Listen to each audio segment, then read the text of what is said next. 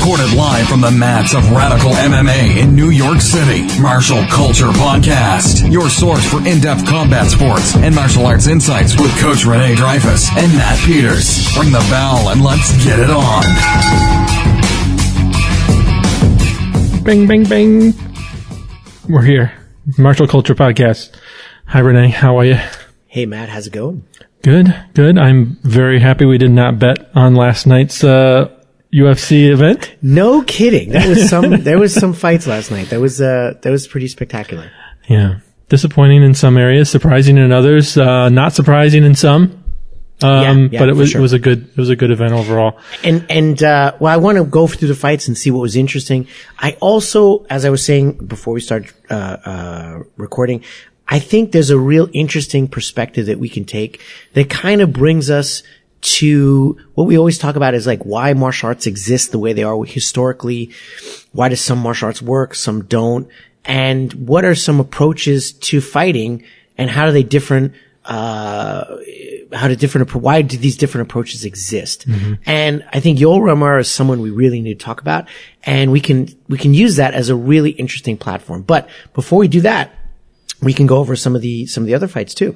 There were some amazing things and horrible things that happened in the fight last night. Mm-hmm. And on the undercard, and they replayed the fight. I don't know if you saw it. I did not see that. So after the main event, the Israel Adesanya and Wilkinson. Did you see that fight? Mm-mm. It was a barn burner. These are, two relatively unknown fighters. And obviously Wilkinson he's an amazing grappler.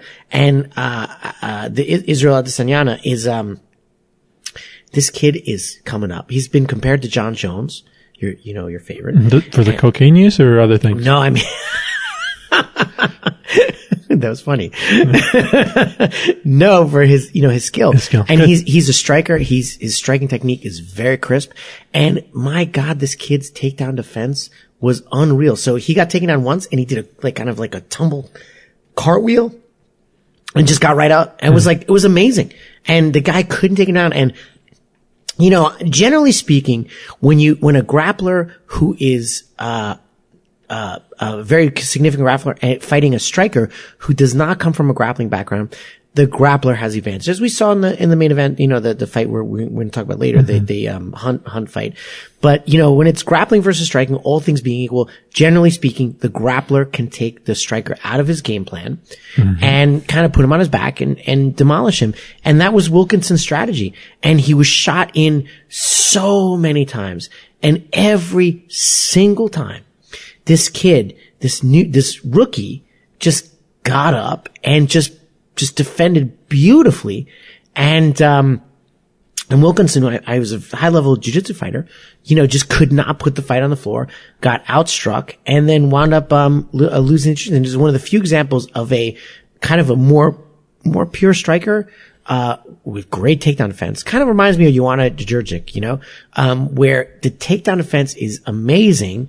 And, really, really got the striking game going. It's kind of like people compare him to John Jones, but you know what? He reminds me more, of old school Chuck Liddell, where the kid can punch and you just cannot put him on the floor, keep him there. And this kid, someone to watch, Adesanya. It's just an amazing fight. Really, really, really technical striking and unbelievable takedown defense. Like unbelievable. Just fantastic. You want to learn how to stop takedowns? Do what this kid does. Nice. Like I was just sitting there. I was like, wow, this kid is going places. He's really something else. Are they new? They're new to the UFC? Yeah, it's his first fight. It was his first one? Yeah. Huh? I don't think Wilkinson was his first fight. He had, I believe, I had to check. Honestly, I didn't check his record, but as I understand was listening to the commentary, I hadn't seen either of them before, but the other guy's been signed for a little bit. But this is his debut, Adesanya's debut, and he came heralded as like someone to watch, and man, he delivered. Mm-hmm. This kid was something else. Now, there's the other one on the same, this is a little bit after, but, Tuivasa and Asker. Oh my God. Mm-hmm. Tuivasa was also new to the UFC. Big underdog. And Asker is a French, fighter. He's champion from Europe. And, Tuivasa is like a young Mark Hunt. This kid though, have you seen the highlight reel? He's huge. He's like 265. No, he's like 265. He's got like flying knee KOs where he's like basketball player high. I mean, he's floating in the air like he's levitating, 6 feet off the floor. How does someone that big, be that athletic? And is he tall too, or just a husky 265? He's Mark Hunt. He's like that Samoan build where he's like square. he's all hips and he was very technical. And the only word to say was, holy shit, this guy's got power. Huh. He's 8 fights, 8 first round TKOs. Last night was the 9th. Every single fight is a KO in the first round. 100% KO record. That's great. Yeah. And, they need new blood in the heavyweight division. Yeah. So, oh my God, this kid, he's young Mark Hunt, but better. Mark Hunt 2.0. Yeah. Unbelievable power. Like this guy, he did an overhand elbow and it was like a shotgun blast. It was like, boom, and you're like, whoa.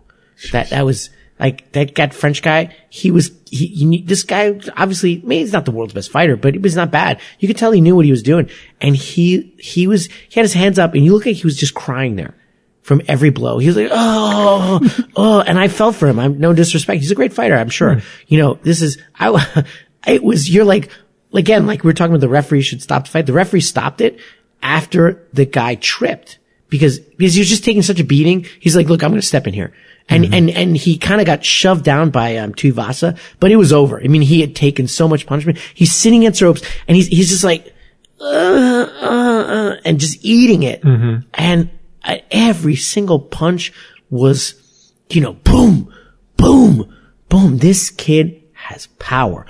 Unreal. In striking, obviously, size and mass and speed are very important. But, definitely technique plays a part. But this kid has both. He's very, very sharp. And he's bazookas in his fists. They're not bazookas, howitzers. Yeah. This kid is, he's a young Mark Hunt. And, then we have coming into, the Hunt fight, which was when, that's, again, we were talking about striker versus grappler, and you said you were a little bit surprised. Yeah. Yeah. I mean, they took it. Hunt was kind of controlling the fight when it was standing. He got some really good shots in the beginning. He did. And some shots that probably would have taken a lesser fighter out. Oh, well, I thought Blaydes was gone in the first round. He stumbled a little bit after he got knocked. Yeah. Oh, he was on, shell shock. Yeah, he was dazed for a little bit. Yeah. But then he, did the right thing and took it to the ground and body slammed that. Hunt, picked him up off the ground. Did you know what? I watched it and the cage shook. It was like, okay, you are taking like a orca and slamming him. And not once, multiple times. Yeah. Yeah. And it's funny because in the academy we were actually training that technique, the mat return.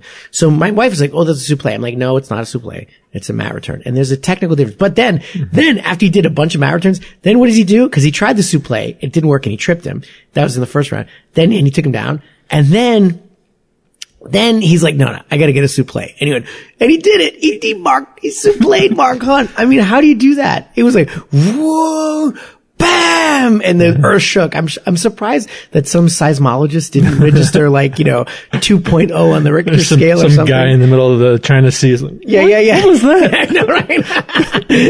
Tremors. Yeah. And, it's a tsunami coming. Butterfly effect. Mark Hunt effect. Oh my God. Hashtag Mark Hunt. But again, it's like you're dealing with, Razor, Blaydes, and, he, what's his first name again? I forgot. His fight name is Razor. And, it's not Curtis, right? I feel like we should at least find out to be respectful. Yes, exactly. But striker versus grappler. But the thing is, what's actually funny? There's one point in the fight where Hunt is being mounted, and it's very hard to mount Hunt because he's so round. And even though Blaydes is a big guy, you could tell he's kind of floating on Hunt's belly. And Hunt does this. He does this. Curtis. He goes like, Curtis, right? Oh, it's Curtis, right? He goes like this.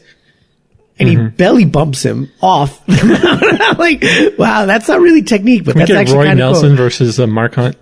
Have they fought? They fought. Hunt beat him. I'm sorry to distract you. No, not at all. But it was a belly bump escape. Hunt has actually, I think that body type is a nightmare for a lot of grapplers because he's so round. Where do you get leverage? Yeah. There's nothing. He's just a big ball of muscle. And the guy is strong too. Yeah. And his grappling is terrible. Like it's just technically terrible. But for his body type, he just needs to go blunk and he gets up. And, it's funny because he actually fought Fedor. I don't know if you know Fedor. You know Fedor. Right? Yeah. Used to be considered one of the best in business. Yeah. And he actually almost put him in a submission, funny enough. Hunt? And Fedor, yeah, it was weird. Fedor sat on him. Hunt was on top of Fedor and suddenly Fedor's like, holy crap, this guy's heavy. It's no joke that, he has a not weird, that's disrespectful, but a very, he's unique body type that is very hard to hold down. And you could see that Blaydes really, really, worked a lot. He thought about how he's going to hold him down and he held him down in half guard and hooked his leg. He did try to mount him, but then he realized it wasn't going well. So he really stayed to the half guard. So he was constantly hooking Hunt's leg. So Hunt would have trouble scrambling and the ground and pound was ferocious. Then finally he mounted and he got to the high mount where Hunt's belly is much wider than his shoulders. So once he got by his shoulders and he was unleashing that flurry, that was kind of the end of the story. So that was interesting. But I know there's a fight one more fight before we get to the main event that you didn't see, you said, but this is again, we're talking about ring safety last week. Li Jingliang versus, Matthews. Oh my God. One of the worst fouls I've ever seen in MMA. So, Matthews was winning the fight and put him in Li Jingliang, who's considered one of the best fighters out of China today. And I think the UFC has been pushing him, but he is a dirty, dirty fighter. He was warned repeatedly for grabbing gloves the whole fight. And the ref is standing over to his left, telling him not to hold the glove.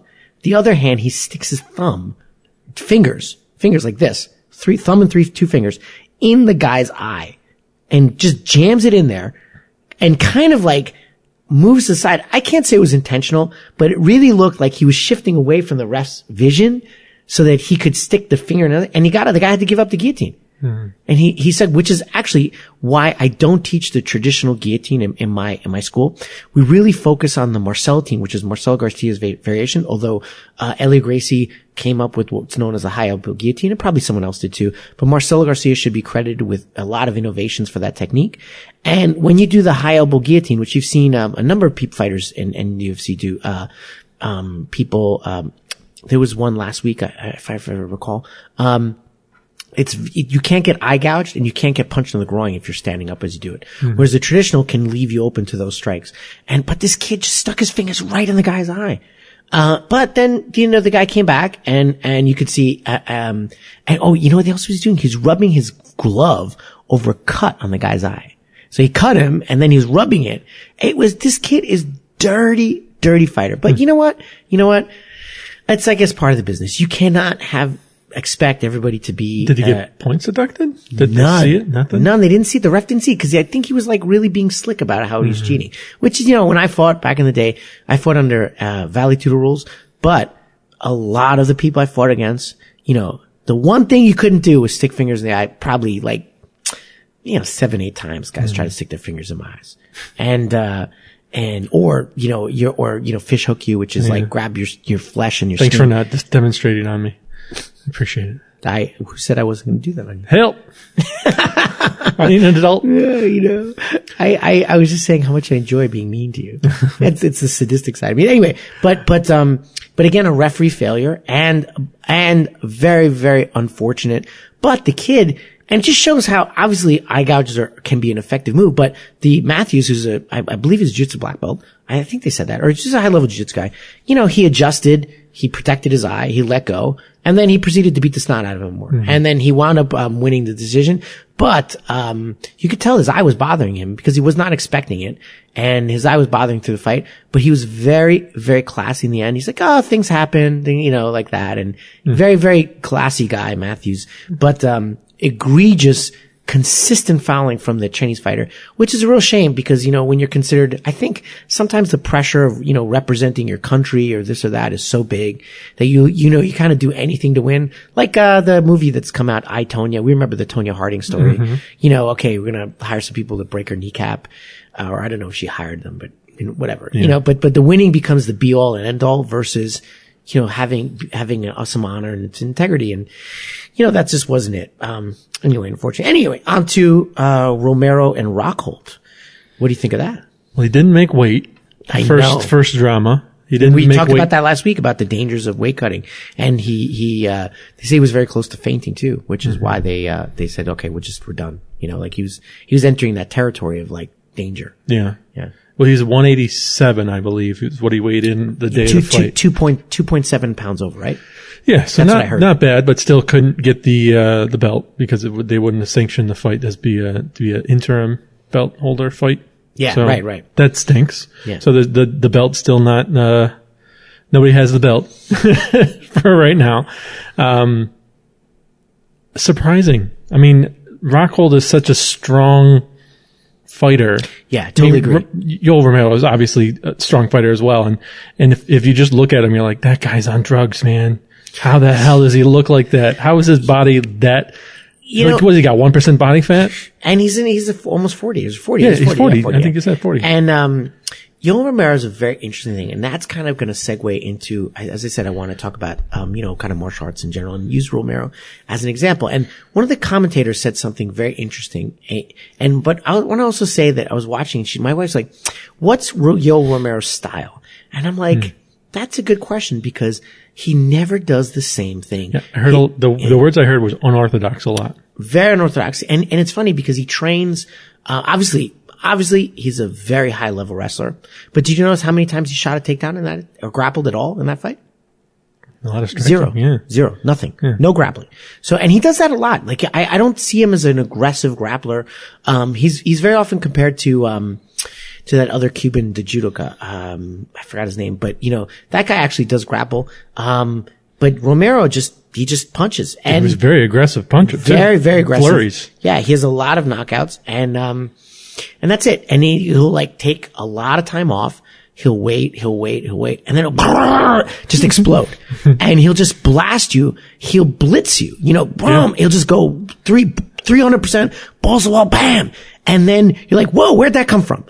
And not everything. It's like he is trained. He's well trained. But a lot of what he does, is technically wrong. I was talking to one of my striking instructors, Rafael, and he's like, oh my God, the overhand that he threw, the first overhand that he threw, he's like, oh, it was terrible. It was just the jab that set it up. There was a double jab that set up. That wasn't bad. Yeah. But he threw an overhand. He's like off balance, offside, everything. He does that all the time. He does very weird, unorthodox stuff. How does he get away with it? He is a 1%er. He is one of those freak, gifted athletes. That's why, he is like 1% of 1%. He is the guy that can do crazy things with his body that nobody else can do. And that's not even martial arts anymore. It's just Yoel Romero's genetics. Yeah. And training too, physical training and maybe some chemical enhancement too. But years and years of training himself to be an amazing athlete. And it's not that he's an amazing athlete. Like he used his wrestling. I mean, Ben Askren was an amazing athlete, but you can see his wrestling in every single MMA fight. He wrestles. Same with, Damian Maia is a great jiu-jitsu guy, but he's always trying to use his jiu-jitsu. Yoel Romero's a great wrestler. I mean, he was in the Olympics. Was he gold or silver? But Olympic level, in the championship round, and you never see him wrestle. All he does is sit there and strike. His stance is wrong. It's always weird, and he wobbles side to side. And while like we were talking about movement, and the way of moving, and this kind of like we were talking about that with Cormier, where Cormier moves wrong. Now, Romero moves unorthodox, but he's always poised in the right way. It was very interesting. His hands are not correct, but he's always poised to explode like some sort of like cheetah or something. It reminded me of his explosions, like some sort of like, jungle cat where just out there. And he'll just throw the kitchen sink at you. And he doesn't care if he's technically correct. He'll just blitz you. It reminds me of, the drunken style of boxing. That's not off base. He's very like that. Yeah. Unexpected. How do you train for somebody like Yoel Romero? Because obviously Rockhold is a great fighter and he's, got a great record and he's powerful, but he didn't train. Did he not train for Yoel Romero or did he just train for a fight? Yeah. That's a good question. Now, first of all, Rockhold was not doing badly in that fight. First of all, he broke Romero's leg. Yeah. He broke his leg. So Early. you got to give Romero credit for being such an amazing, tough grit. The grit and heart and determination of this fighter is unbelievable. So that's part of it too, you know, but he was doing a leg strategy that was working. But, you know, Rockhold is amazing, but he showboats. He drops his hands and he was doing it. And the thing is, when you're dealing with someone with one punch power, you should keep those goddamn hands up. Yeah. Like he's so good that he gets sloppy. And he's really good, but he's so good that he does things like Anderson Silva. Remember Anderson Silva standing in front of Weidman, hands down, squared up, like, come and get me. And then Weidman's like, okay, I'll come and get you. Yeah. Bonk, your career's over now. You know, like you respect can't. It, you know? Yeah. And Romero, is amazing power. How do you train for a guy like that? And I'll tell you, you know, it's funny because I looked a lot at Luke Rockhold's training camp. We were discussing that he was training with the, Henry Hoof's fight team. Combat Club, and he's not at AKA. But a lot of times, and I notice this a lot, and we talk about, like, what's the difference between MMA and self-defense? Like, you know, and, you know, my short answer is there's no difference, but that's not really true. There is a difference. And what is the difference is that, a lot of times, when you're in fighting, especially like you can watch a Muay Thai match or even a Jiu-Jitsu match, and it's very much like, you know what to expect. And it's this rhythm that we agree to. Like, you punch me, I punch you, punch me, I punch you, back and forth. You know, it's this rhythm, and we kind of like go back and forth and we trade. But we have the same kind of energy rhythm, you know, and, it's kind of like this. It's not like, I'm not doing anything, bap, and I go. You know, it's violence in a self-defense encounter. While it's the same punch, it's unexpected and explosive. Whereas if I'm standing in front of you and we're training in the gym and you're helping me get ready for a fight, it's sort of like we know what's coming, like I'm ready. But Romero is so like, he lulls you into this sense of like, it's not coming, and then bam, he gets you. And it's much more like street violence than it is like a trained fighter. Like if you looked at, for example, like we were looking at Hunt and Blaydes, like they're back and forth. It wasn't like they weren't fighting. You know, maybe they backed off on each other, but then they came in. Romero does nothing. He does nothing. He dance around, and then he just explodes in your face. And how do you train for someone like that? Well, I have some ideas. You know, we were in one of our fights, we were facing a guy who had a very powerful hands and had very, very quick knockouts. And what you have to do is you have to tire them out. And Rockhold did not do that. He was just kind of fighting Romero like he fought everyone else. And I think it wasn't that he's a bad fighter. It's fight IQ and, you know, tactics, not technique. And tactically, he wasn't smart. He was just trying to fight him like everybody, the other fighter. I think in his head, he was like saying, I'm so good. I don't need to adapt to Romero because Romero's technique kind of sucks. So I just have to watch that he doesn't hit me and then I'll do my thing. And it was working for him. And then he was hitting with the jab. And most of that fight, I would say that Rockhold was doing a little bit better, you know, and then until it's a little mental rope-a-dope. Right. Instead of physically tiring him out, he was getting him mentally weak. Yeah. I don't think that's a incorrect way of looking at it. He was like, you know, this is Romero back and forth, and he does nothing, and then, boom, you know, and he did hit Rockhold, but Rockhold, I would say, is consistently hitting him with that jab. That jab was in Romero's fist. Now, Romero had a couple flurries, but you could tell that Rockhold's technique on Romero's, he led with that. The first kick thing he did was throw that kick. And he's like, let me take the legs out from this guy. So it was working, but he has to keep his hands up. Anybody like that poses a tremendous danger to you, and he did not respect the danger. The same thing with Bisping. He just didn't respect the danger.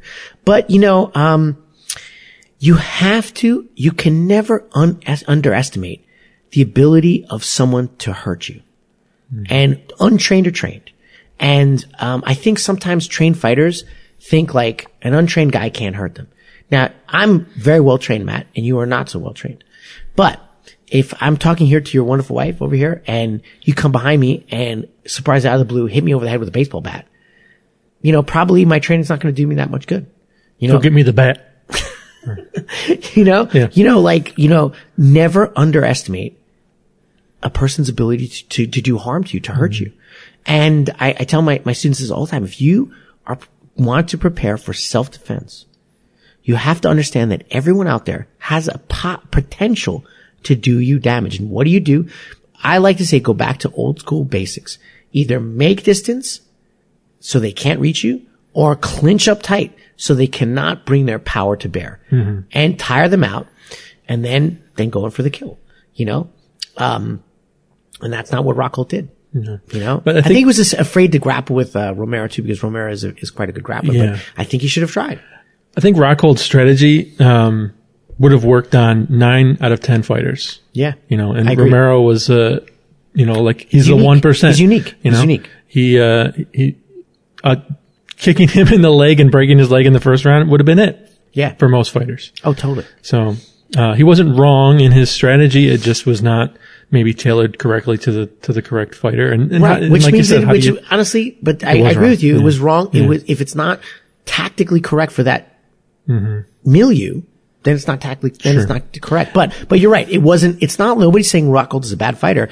Rockhold is a very, very skilled fighter. Yeah. I mean, he fought my friend David Branch, who is, I can attest that David Branch is an amazing fighter.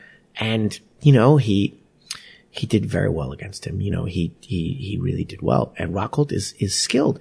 But you can have all the skill in the world, but if it is not in the right context, you're using it strategically and tactically, it's not going to be, it's not going to be efficiently used. If you're not using it correctly, you obviously can't take those efficiencies to their potential. To reach their potential. Yeah. But that brings me to what I wanted to talk about. And I believe, I said, Romero is the closest fighter. Now, all of UFC fighters are violent guys. They're doing violence, not violent guys, but they are fighting. They know how to punch. They know how to hurt people. They know how to throw people. But the unexpected nature and the non-technical nature of his techniques, the intense aggressiveness and unexpected reminds me of the approach of military style training. It really, really does. That's not to say that Romero isn't trained. He is a very well trained fighter. Obviously, he's done many years of high level wrestling. He's a very skilled boxing coach when he was at ATT. And it seems like he's distanced himself a little bit from ATT, not officially, but he has a different coach. But, he has trained in a lot of combat arts, but his orientation where he uses his aggression first and foremost and his unexpected attack is kind of the nature of most military martial arts. Like if you go into the military, and you were never in the service, right? Were you in the service? Right now. So if you go into the military, you do basic training and you have some hand-to-hand combat training. Now, if you're in the military, the Marines, they have the Marine, martial art program. The military they used to have their line training, and it used to be based on historically, the Fairbanks system, which is a British, he was a martial artist, but he took a lot of, things from different sources, Asian martial arts, and developed like an old school, kind of rough and ready way to teach soldiers submit. But you can't, if you're in basic training for 9 months or 9 weeks, what is your primary purpose as a modern soldier? To learn how to work as a unit, how to shoot or drive a tank or whatever it is your skill. Those are always your primary focus. So, like we were saying in ancient martial arts, the primary focus of most ancient martial arts was to learn to use a weapon. It's the same today. You're going to be using machine gun. Then if that fails, you probably have a pistol if you're an officer, or you have a knife, or, your friend has a mortar or whatever. You're dealing with these modern implements, high powered, rifles, things like that. If you get to hand to hand, there's a tremendous failure of mission. So everybody's like, you open up Black Belt magazine and you go see like, this is the Navy SEAL inspired, training or blah, blah, blah, blah, blah. I've had the pleasure to work with some military people, and I can tell you that, by their own account, they spend in the military, they spend much more time on learning how to shoot, learning how to do their MOS, which is their specialty, whether it's navigation or if it's, radio operator or whatever their, their skill set is. Mm-hmm. They spend much more time on that than they do on learning hand-to-hand combat. So most soldiers are actually pretty terrible at hand-to-hand combat in terms of technique, because the military says, look, we don't have time. We have to do all these other things. So what are we going to do? We're going to max out your aggression, and you're going to bring all your physical attributes to bear. So you're going to be in pretty good shape, generally speaking. So we keep our soldiers in pretty good shape, and you're going to go 0 to 100, 0 to 150 in seconds, rah, and just go primal on the person. Mm-hmm. And we'll teach you these face punches with your palm or elbows, or just simple techniques that you can bring to bear. And you can be very effective. I'm not saying soldiers don't know how to fight. I'm just saying that these combative arts that are very much in vogue today are not technically based. And Romero reminds me of that. He reminds me of that approach. And definitely he's technical, but he's also sometimes not technical, particularly in striking. He breaks the rules all the time. He's unorthodox, but his approach is aggression and unexpectedness, high-powered aggression without you expecting it first, and technique much later. And it's kind of interesting to see that. And you can see it was effective. It was very, very effective. Mm-hmm. And, but it's not efficient, which brings me to the point is everybody's into Krav Maga now and this and that. And, that's a kind of a combative oriented art. Mm-hmm. And, or it's, the Israeli. Yeah, the Israeli. Right. And that's not to say, actually a lot of Krav Maga schools are changing, a lot, especially one in LA, which I'm familiar with, which is basically adopted along with their eye gouging and, that kind of street stuff, the aggression stuff. They adopted an MMA program. And I know a tremendous number of Krav Maga schools that, are banding together with Brazilian Jiu-Jitsu or just, they're improving their technical orientation to be these technical fighters. Mm-hmm. Because the combatives approach is not the highest level of efficiency. Now, if you are a trained soldier, one thing you don't have to worry about, going to jail. Obviously, right? You don't have to worry about that. Mm-hmm. You're allowed to kill. Yeah. Right. So, fingers in your eyes. Okay, I don't have to worry about that. Now this guy Li Jingliang in the fight, he puts his fingers in the guy's eye. Probably the UFC is going to have it. Probably going to talk him out. And then if he had blinded the guy, he might even have faced some sort of charges or something. You know what I'm saying? Yeah. So there's, in New York State, there's, a reciprocity of force, meaning if you push me, I can't, take a knife and stab you, right? There has to be an equivalency of force. Mm-hmm. So if you're threatening my life, I can use life-threatening force to fight back. But if you're just pushing me around, I can't stick my finger in your eye. That's not appropriate. Mm-hmm. Where a lot of combative training is go to 0 to 150 and be as aggressive and, eye gouging, biting, like that. And yeah, of course, it's effective, but it's going to lead you to. That was my tactic in middle school. Just go crazy. If somebody gets in a fight with you, just act crazy, and they're going to back away. You pee your pants and throw stuff at them. Right? I don't condone that activity. I'm glad you can interject some humor into the conversation. I'm just peeing my pants right now. But getting back to, but I mean, you're making a joke, but you're right. If you don't know what to do, you're going to go primal. You're going to go instinctive. And the martial art orientation is different. It's let's take time to make you a skilled warrior. Mm-hmm. And the military orientation is different for the martial art of marksmanship, which is a martial art, marksmanship. They take time to make you a great tactical sniper, or just a regular shooter. But you have to be able to hit the person in front of you. You got to know how to do that. That's harder than people think. Oh my God, especially with a handgun. The kickback? Oh my God. Absolutely. So that is where they take the time. Yeah. We're going to make you, they practice all the time. Mm-hmm. Then what they're not practicing to do is jabs and crosses and, bobs and weaves. Mm-hmm. They don't do that. However, there are a lot of people I know, in the Brazilian Jiu-Jitsu community. One, we talked about Jocko Willnick and probably now he's a Navy SEAL, high level. What did he do? He and like many other Navy SEALs on their own personal time do, explore martial arts very, very seriously. And that's great, but it's not what the military tells them to do. It's like, okay, on your personal time, you can totally do this. So there's a lot of Navy SEALs or Delta Force or whatever. I know in the British SAS, though, they're one of the few that put a tremendous amount into training Brazilian Jiu-Jitsu, and they are supporting the people doing that. And it's funny, what's his name? The actor. He's always training with the SAS Brazilian Jiu-Jitsu. Steven Seagal? No. He's an actual, he was in, Tom Hardy. Oh, Tom Hardy? Yeah. Venom. Bane. Yeah. Oh, he's playing Venom too? Yeah. Oh, that's right. Right. Yeah, I heard that. So he is doing Brazilian Jiu-Jitsu, and he always somehow has a connection with the British, Special Forces. And he's British, right? I believe so. Yeah. And he has a connection with them, and he's always grappling with them. And you can see that they put a tremendous time learning Brazilian Jiu-Jitsu, but that's not, even still, I guarantee that is not part of their 9 to 5, military schedule. So, these combatives actually putting aside those people who on their recreational time learn to fight, combatives are really not efficient, and they're not that great. And you're like, but what does this have to do with martial arts or whatever? But I think a lot of ancient martial arts were also combatives.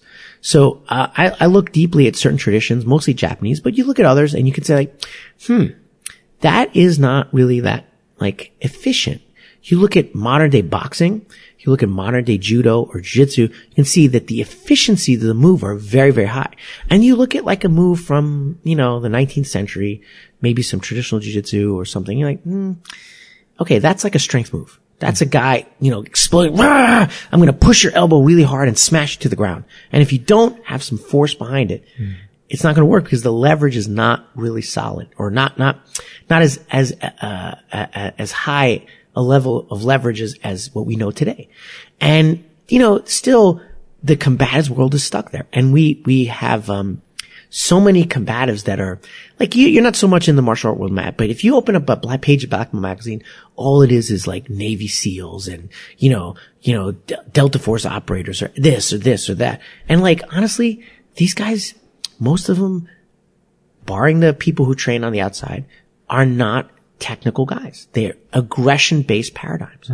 And Krav Maga is kind of in that aggression-based paradigm. And I've got a lot of people who aren't really gonna not like to hear that. But if you're an 80-pound girl and you punch a 210-pound guy in the face, he's gonna be like, Peh, now I'm gonna grab your hair and smash you against the wall. And if you try and stick your finger in his eye or kick him in the nuts, try and kick him in the nuts, see what happens. He's gonna be like, Peh. That's not gonna work. Now, if you put him in a rear naked choke, if you can get there and put him in a rear naked choke, it will work. An 80-pound girl can choke out a 250-pound guy if her technique is sharp. But that takes years to develop. It takes years and years and years. But I know I trained, with, some girls, who are really great black belts under Hige Machado, Professor Cindy Omatsu and Professor, Felicia O. And they were very small and incredibly technical, and I've seen them devastate much, much, much larger guys. And even my academy, there are women who train regularly with guys who are 100 pounds heavier. And if the guy has no training, and they do, they can be very, very effective. And I tell you, if you train Krav Maga, in not the schools that are adopting the more MMA approach, but the more, eye gouge and groin, you're not you could wind yourself, if it's a guy, you could wind yourself in prison. 2, if the other person is equally aggressive or stronger, which most criminals are. Where do you go from there? Right, exactly. Now you just evened out. And he's probably has more sense of fighting than you do because he's a street guy. He's a bad guy. So, I find for civilians, especially unarmed, if you are big in training in an aggression-paced paradigm, you aren't exploring leverage. And it's really kind of like a dead end. But that doesn't mean you can't be effective if you're Yoel Romero. So if you're highly, athletic, and a 1%er in the terms of what you can do with your body, man, you don't need technique. Even Elliot Gracie said that. He goes, those big guys, they don't need jujitsu. And that's true. If you are really in shape, and really big, and you're not a small guy, right? But you really just hit the bag really hard and just got a sense of like how to be aggressive and powerful. Learn to, now you wouldn't need to be technical, right? If you took me by surprise. So yeah, but it's based on that kind of paradigm of you being stronger, you being more aggressive, and you having the advantage, the surprise. And that's not how things play out very often in the real world. What, are you gonna surprise me when I'm the bad guy? I'm the guy who's gonna surprise you. Right. And probably as a predator, what I'm gonna do is size up who's the smaller, weaker person compared to me. What am I gonna like attack Shaquille O'Neal? Dude, if I'm a street predator, I'm gonna find out, even if you're bigger than me, but I'm gonna wait till you're like sleeping on the subway. Sure. So these aggression-based paradigms are kind of a dead end. Not dead end. That's unfair, but they're very limited. And I'll tell you, it's funny because training with some people, I have to be a little bit more circumspect with who their names. I can't say them, but I've trained with some people who are in the, security personnel community and also protective community military. And if you put a gun in their hand and I'm more than a foot away from them, I'm dead. There's no question. They can shoot a penny off my, finger. They're amazing. Mm-hmm. Their tactical orientation in squats is amazing. That's what they know. When I grabbed them, and let me tell you, these guys were incredibly conditioned and bigger than me. And I'm not trying to say that I'm so great.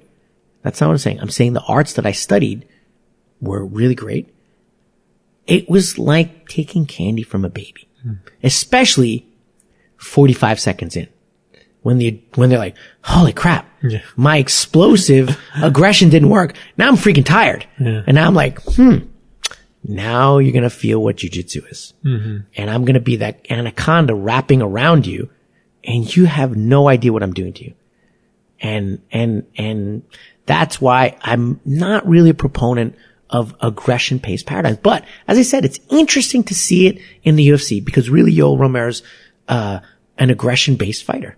He's not a technique. That doesn't mean that other fighters aren't aggressive, but he's like, technique is like way down on his list. Mm-hmm. He's like, I'm going to surprise you and blitz you. Yeah. And I don't care if I'm doing anything right. Interesting. Yeah. And he's obviously his pain tolerance to fight through a broken leg is off the charts. That's amazing. Like for him, that's a pretty amazing, and very effective paradigm. And, it didn't work in Whitaker's case because Whitaker was like, he played on the outside. He did the same thing. He took his legs out and, Whitaker really gave Romero a clinic. And I don't know. I think it's going to once Whitaker's back, I think it's going to replay because Whitaker is going to show the limitation of a person ready. Unlike Rockhold, who was like, hey, I have my hands down, you suck, so, I'm not gonna really respect you. Mm-hmm. But he's gonna be like, no, I respect this guy.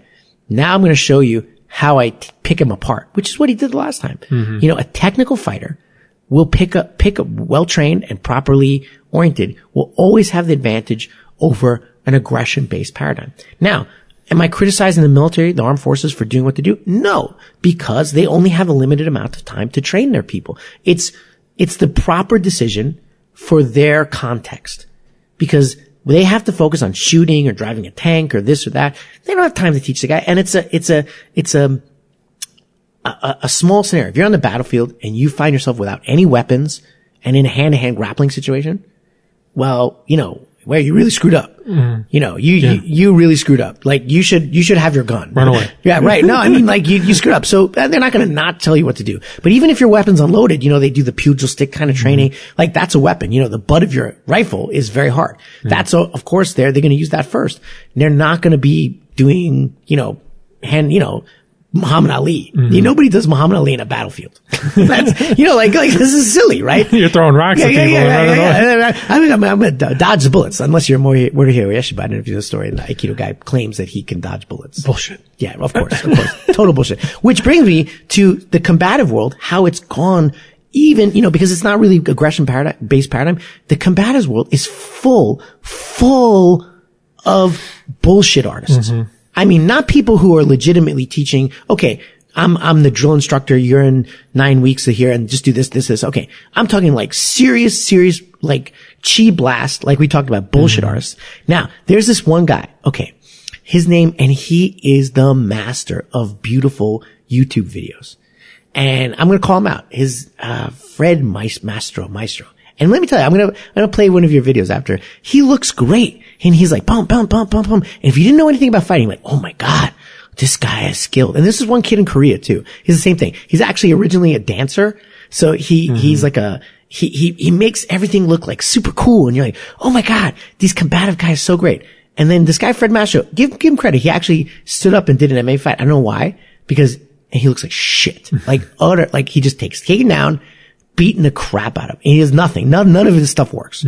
So you're like, yeah, that sucks. You don't even know what you're doing. You're just full of bullshit, and there's our Sistema. Have you ever heard of Sistema? No. Oh my God. I'll pull it up on my phone, but it's like the Russian version of the Chi Blast stuff. Now, there are many people in the Sistema world, and some of them actually have certain interesting things about breathing, but it's basically this bizarre art of like, it's bizarre. And there's, one guy, Ryabko, and he's all over YouTube. He's this big, chubby Russian dude. And he just, chi blasts everybody. And how they can get away with it is because these, one, it's marketing, but two, it's like, oh, when you don't follow an efficiency-based paradigm through rigorous live sparring, then you're gonna like kind of end up in La La Land. And here, I posted on the Martial Culture Park. Let me pull it up here, what I was talking about here. I posted on our web page. This is exactly what I'm talking about, right? And this is not Ryabko, whatever his name is, but, let me find this for you. Let's see if I can find it. Yeah. So it's, you're gonna be like, what the hell is that? I've seen Dragon Ball Z. I know what a Chi Blast is. Oh yeah, it's about Kamehameha, or isn't that how he does it? Right, here we go. This is it. Look, this guy's like doing gun disarms. Check this out. Just watch that. Okay, is this guy doing like crazy like gun disarm? This is ridiculous. It's like in slow motion. Yeah, but it's also, look at like, do you think this is gonna work? And this is what he shows. Just point the gun down and shoot him in the butt. I know, right. He's like swinging his leg over and this and that. It's like something out of a Jackie Chan joke movie. It's choreographed. Yeah. And like he's actually, he just put the gun like pointed towards his crotch. I know, right? No, the other one goes towards his head. He's actually like pointing the gun towards his head. Like it's ridiculous, right? And this guy is actually teaching martial arts because, these guys, these combat, look, look, this is ridiculous, right? And this is, I'm sorry you guys can't see this. Yeah. It's on the website. Yeah. So it's I posted it on, it's called Worst Gun Disarms. I posted on January 17th. And this is the world of combatives. Now, not to say that there aren't guys out there in the combatives world who are legit, but when you go down the path of, not sparring, not day to day in and out, and finding what works best in sparring, which is the search for efficiency, right? When you go down that path, you can very often wind up in the same Chi Blast world.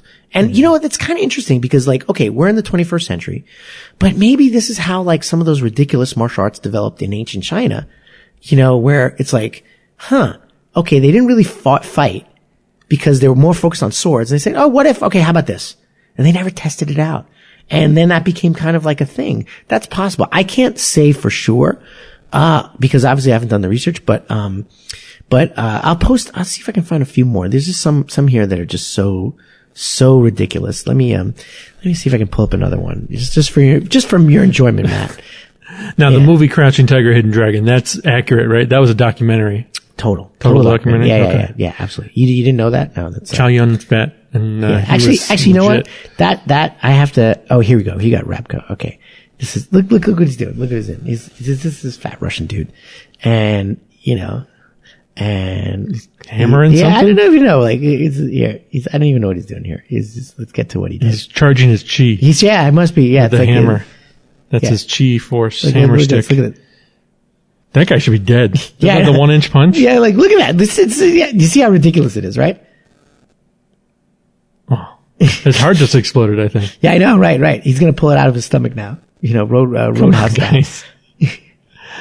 Yeah. And this is a guy who claims to be, in the combatives world. What's his name? Mikhail Ryabko. Right. And, anyway, and he is not, this is just ridiculousness. He's not alone. And, there's Black Belt Magazine is filled with our homegrown American-based guys who are just selling utter garbage. It's like the, X-ray specs from the 50s in the back of the comic books. People are selling, that's exactly what it is, and when you put the imprimatur of Navy SEAL or, combatives, you think like, oh, these guys know what they're doing. Let me tell you, most Navy SEALs, in my experience, when they are not trained outside, don't really have a really solid grasp of technical fighting. Mm-hmm. Can they be aggressive? Can they be effective? Yes. But are they efficient and technical? No. Mm-hmm. They're just, big, strong guys who know how to throw their weight around. And very effectively. Let me tell you, aggression is nothing to sneeze at. We saw with Romero. Aggression is serious. But it's not something you can study. It's just you. Mm-hmm. You just go, silverback on the guy. Mm-hmm. Hey, it's not a martial art anymore. Mm-hmm. It's just be as aggressive as you can and swing your fist in the direction of the guy's face or palm in the direction of the guy's face. Let's just do what you got to do. Interesting. I had a chance to train with, he was a retired military guy, but he's a black belt in jiu-jitsu. He's also, former MMA fighter. And he basically explained this to me. I don't want to say his name. I don't think he wants to be mentioned on air, but he very, very served our country with extreme distinction. And, kind of like Tim Kennedy, went into the MMA world, even if you're familiar with Tim Kennedy. He's heard the name. Right. He fought for Strikeforce title. He fought Jacare. Mm-hmm. He's now actually revamping the combatives approach in the military because the military realized that their approach is very limited. Mm-hmm. So what do? They adopted Gracie Jiu-Jitsu and they adopted an MMA paradigm after that. So they're like, this other stuff kind of sucks. So let's do this instead. And the Gracies were very smart because they pared down the program to a certain amount of stuff that's very, very important. This is like the 32 most important moves.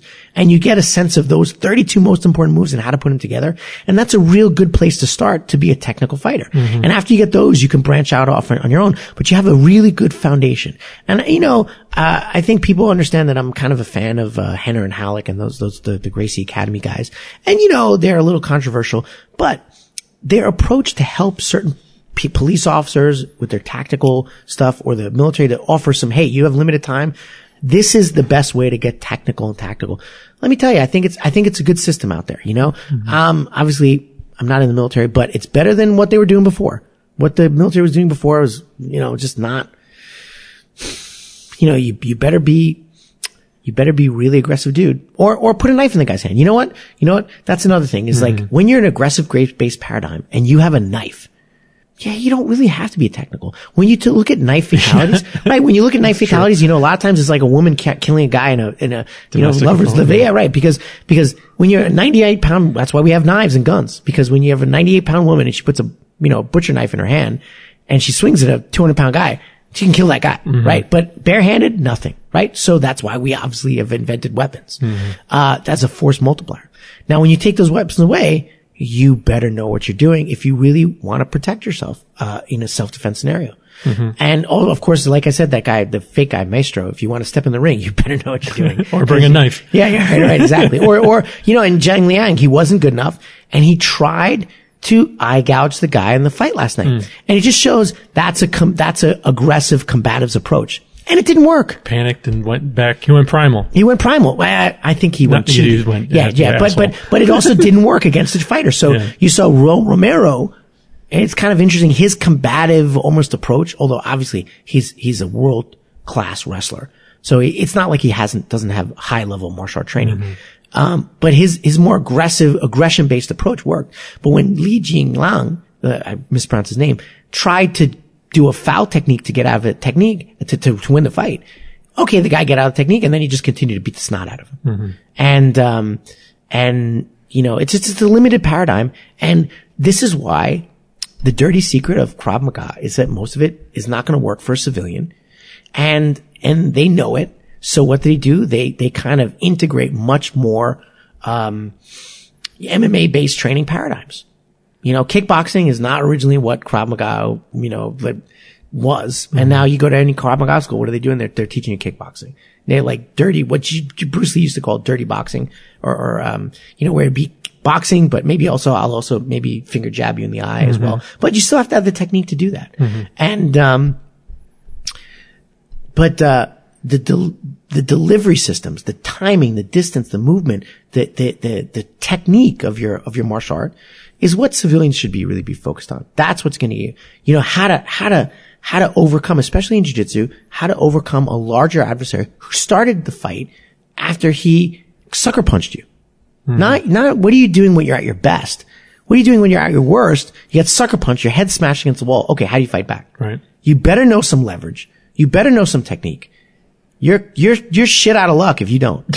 You know what I'm saying? Yeah. Don't meet crazy with crazy. Yeah. Don't, exactly right. That's a great way of saying it. Hashtag don't meet crazy with crazy. Yeah. Hashtag it. Yeah. Make it go viral. So that's my take on the UFC and how we can kind of see the limitations, but also the success of an aggression-based approach. Yeah. I think that he had the conditioning to dip into that aggression well multiple times, which is what if you're on the street and you just kind of aggression and adrenaline based, you're going to run out of gas and you better have technique behind it. Not only that, there's nobody in this planet, very few people, I should say, I'm sorry, very few of these people on this planet are as athletic as Yoel Romero. Like I said, he's a 1% of a 1%. So he can do whatever the hell he wants. He's a 1% of a 1%. I still say he's on drugs. Oh, for sure. Yeah. And yes, drug to the gills, probably, right? Because all the former, Eastern Bloc, so, Soviet client state colonies were all like doing some sort of genetic manipulation. I mean, he was grown in a lab. No, not you heard it here first. No, I mean, drug manipulation. Drugs, yes. But that's probably going to be the future. The future is going to be the genetic manipulation. I think one of these days we just have computers fight against each other and we'll just watch it in a simulation. Real steel. Yes. The robots. Yes. But better with no Hugh Jackman. Well, you're not a fan of Hugh Jackman? Not in that movie. He was weird. He's a good Wolverine. He's a good Wolverine. And that's it. Retire. Or Jean Valjean. Right? That's a good one. He played Jean Valjean? Yeah. Oh, I missed that one. We'll go check it out. Les Mis. Les Mis, yeah. It was a newer version? Yeah, it came out like 4 years ago. I remember the 90s Les Mis version. Not the musical. I mean, it was who was in that? No, we're getting way off topic. It was, Richard Gere. No, it was the Australian. The guy that played Qui-Gon Jinn in, Star Wars. Yes. Liam Neeson. Yes, that's right. Well, we see, you have some culture. We brought it around. Yeah. Star Wars. Yes. Like I say, Liam Neeson, Qui-Gon Jinn instead of like Taken or, right? How did I go there? You know what movie I enjoyed him in? It was The Grey. Have you seen The Grey? The one with the wolves, right? Yeah. I did not see it. You want to talk about like tapping into your inner aggression? That was primal. But it's primal. Just the trailer alone made me excited. I love that movie. It's like, dig into your inner animalistic warrior because you're fighting animals. Yeah. Right. There's a new movie out with, Idris Elba and, the lady from Titanic, Kate Winslet, where they got a plane crash in the middle of the wilderness that looks similar to that movie. And Idris Elba. Idris Elba, he has that, the show where he's a kickboxer. It's a documentary. No, it's interesting. Oh, it's a documentary. Yeah, no, but he basically. He is a kickboxer? No, basically he said, I want to try my hand in the ring. And everybody thought he was full of shit.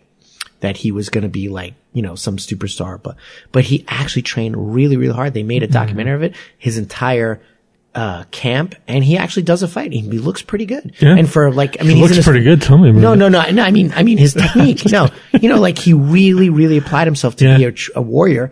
And, the show has some gimmicks in that he meets lots of different martial arts. He goes to Japan, meets like an Okinawan karate master. He goes here, he goes there. So they had a little quirks, but day in day out he's training very hard. I'm sure he's very focused. When he went into his kickboxing match, he looked like a fighter. I mean, he wasn't like super high level, but you got to give the guy credit. And he said it was one of the hardest things he did.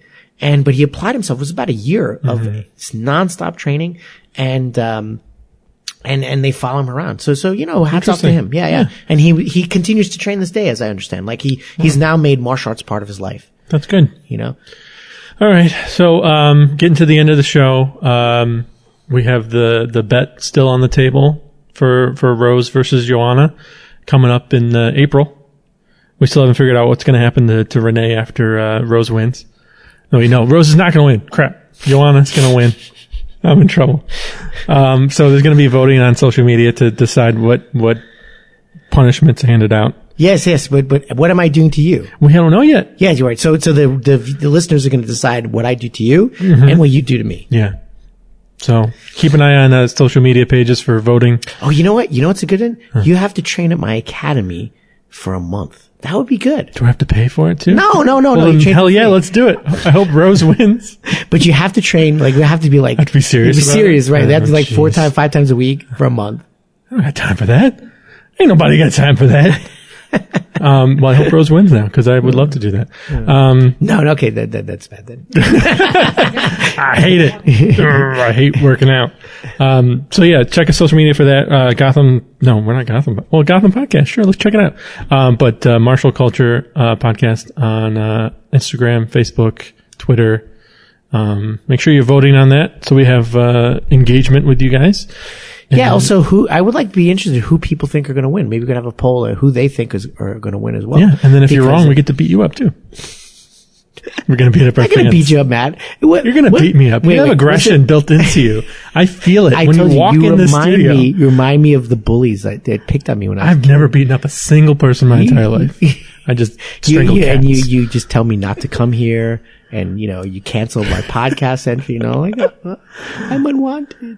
No, I have issues, man. Well, no. This is not the place to work them out. But I'm little by little I want to get you into training, get you in shape, and I did take a month of classes. Yeah, but you did in the arts. You did that upstate, not in my academy. Yeah. I forgot. See what everything. Radical's all about. I'm excited. We have some Radical MMA. Check it out. Yes, and next week I'll be away, so hopefully we can do the podcast next week. But I might reschedule. Yeah, I might have to. It might be my. That's not funny. But I'm going to be cornering one of my fighters next week, and it's his MMA debut, so we're really excited. Well, let's try to get this episode up in the next couple of days. Who are they fighting? How can they go? Can they watch it on TV or anything? No, it's his first fight, so I don't think it's televised. I think it's just going to come out on YouTube afterwards. But it's in Whitehall, New York. It's XCP. The ring is called XCP, the UFC. And it's great. So unfortunately, his originally scheduled opponent tore his rotator cuff, so he's fighting someone. But actually, we're really, really happy. Hopefully, we get the opponent. Can't say his name right now, but the opponent we're going to be fighting is actually we believe to be more technical than the original opponent. So we're very happy. We're always there for the challenge. And is it Luke Rockhold? I heard he's looking for work. No, it is not. Okay. And then so I'll be away for Friday and Saturday, but hopefully I'll be back by Sunday so we can do the podcast. Well, good. If not, I guess we'll have another hiatus. If you're on the road, call. Yeah. Although there's a UFC next week too. There's there's another one next week. Yeah, every weekend now. No kidding. It's everywhere. And it's just the UFC. It's not even just Bellator. That's every weekend there's UFC stuff and good cards too. Yeah. If you guys out there want to sponsor us and send us to the Rose and Joanna fight in April, buy us tickets. Actually, you know what? I hate going to live. Buy me tickets. I've never been to one. Can I tell you? We know we're going to want to end the show, but can I tell you why I don't like going to live MMA events? No. Yeah, yes. Because you're invariably sitting about why are you humming this motherfucker? Just get up there and punch him in the face. You're invariably sitting behind someone like that, or drunk like crazy, or the other thing is you can't see what's going on as much. Yeah, there's the jumbotron. And I like to sit at my home. And also, anytime I see something interesting, I constantly rewind it. So, you're recording at your home so you can learn and research. And to me, that's more interesting to sit with my wife and enjoy and a lot of times I'll even turn the volume off. Just really, really study versus being part of that fan experience, which, I don't find so awesome, but I'm sure people disagree. Well, if you want to buy tickets for me, I'm more than willing to take them. Anybody out there? I used to know someone in the UFC and they used to always offer us free tickets. But unfortunately he doesn't work for the UFC anymore. Yeah. But I used to give them away. I give them away all the time. I'm like, no, thanks. Get out. Yeah. Thanks for listening, everybody. Please share, rate, subscribe, give us thumbs up. No, not thumbs up. It's not YouTube. Well, it might be on YouTube. 5 stars. Thanks for coming, Renee. And hopefully we'll see you next week by face, or you can call in. If you're on the road, we can do a Skype. Oh, interesting. Skype interview. Yeah, that's a good idea. All right, it was always a pleasure, Matt. And if there's anybody out there who wants to be on the show as guests, reach out to us on Instagram or Facebook and let us know why we should talk to you. We'd love to have you in. All right. Take it easy. Goodbye. Keep it sleazy. Cut that out. We're going to cut that out. I apologize. Are you really going to cut it out? Yes, that was it. Thanks for listening. Follow us on Twitter at Marshall_Culture and on Instagram at MarshallCultureCast. Please leave a review on iTunes, and we'll see you next time on the Marshall Culture Podcast.